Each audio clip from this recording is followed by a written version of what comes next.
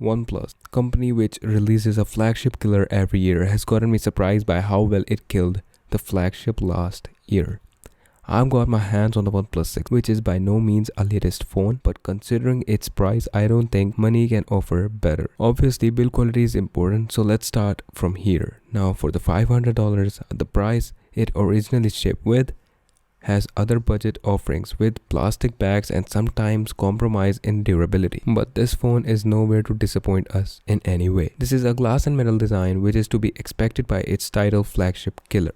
You can find details and specs in other videos, but here I will be telling you guys more about how this phone is in the real world. It feels like ceramic as for the finish OnePlus has gone with, which is more premium than a typical glass would feel like and is more comfortable to touch as well. Also with the metal sides, it is a little sharp to the point where it hurts holding up the phone for a little longer. But you can just easily rest your phone by changing positions, so it is not something to freak out. While buttons are very clicky and tactile, which anybody would appreciate. However, there is a very high chance that they would get clicked while putting in or taking out of the pocket. It is a slippery phone though, where iPhone X, even though it has a glass pack, will never fall from the table on its own. This phone definitely will. I personally try to put this phone on a grippy surface like this mouse pad, or you can just scoop up a skin from this video's not sponsored D brand. Design wise, I think in this era after the S10, OnePlus 6 deserves the place. To be exact, the way OnePlus has designed this, it is clearly undeniable that this phone is crazily good looking. Like, I personally will happily live looking this phone. With this mirror black finish, I think it looks absolutely superb while having the idea of minimalism in which all of us think OnePlus is based on. This logo is so satisfying to look. Being a true OnePlus fan, this review can be called biased, but I'm trying very hard to make it more neutral.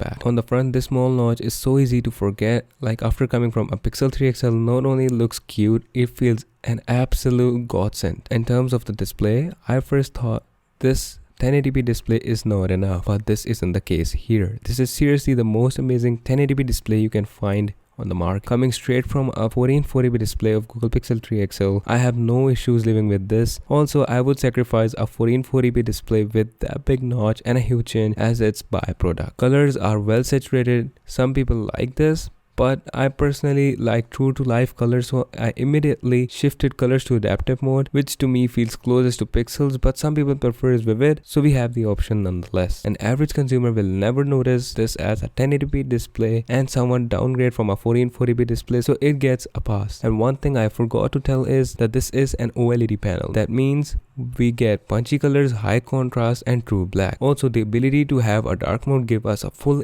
immersive look, which is very difficult to find otherwise. In terms of the raw power, I don't think any other Snapdragon 845 phone will defeat this. And it is one of the fastest phones still now, from unlocking and using the phone or from charging to just do some basic tasks. This phone blazes through everything you throw at it. Seriously, you will be shocked to see an Android phone performing this well. I got a 6GB variant here, which is enough for me as I'm not a battery drainer or a heavy user by any means, and my main task on a phone is straight away YouTube and web browsing. Still, all I want is a lag-free, smooth experience, which a lot of phones including Samsung's S9, S8 or even the Note lineup just fails to deliver, but this phone doesn't. I don't play huge titles, but I'm pretty sure that this phone will give you guys an enjoyable experience even if you play PUBG or Fortnite, which are the most demanding titles still now on Android and iOS. And in day-to-day tasks, it will easily outperform any other phone, mostly due to the shortened down animations by the company itself. Now about the most criticized part of the phone, which is the camera. I know it is not the camera that blows anything out of the water. This is good enough to be used daily, and with the recent Pi update, it is definitely not something which will ruin our memories. Now, if we compare this phone with a Pixel, it is more like comparing apples to oranges, and for the most part, I can say pictures are lookable.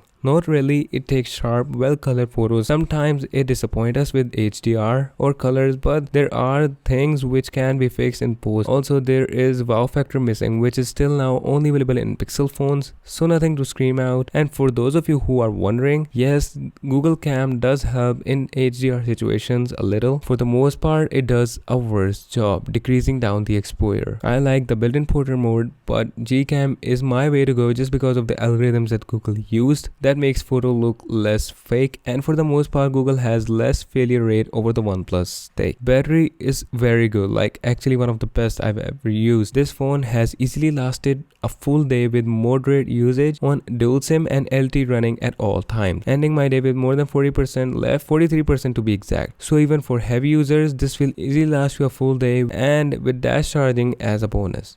Now there are some downsides I would want you guys to know before pulling down the trigger. That includes speaker, which is good but needs to be impaired to be compared with other competitors. Vibration is just no official IP rating. This is something I'm very happy, as I've seen phone dying with that too, and I want to save that extra 30 bucks. And no wireless charging makes up with this dash charging that can easily fill up your phone to 60% in under 30 minutes. Now for the price I got this phone, that is to $20, I don't think money can give us any better option than this, as we are getting one of the best build qualities, camera that is good enough to take decent photos, and a very good display, and on the top one of the fastest Android phones out there. This is the best value for money phone that I ever got till date. So if you guys can easily live with a not so good camera and a very good performing phone, this is absolutely for you. But if you guys wanted a Pixel like camera, I think going with Pixel 2 or Pixel 2 XL is a better buy. What do you guys think? I want you guys to tell me in the comments below. My name is Harris, this is Apple Now, and I am signing out.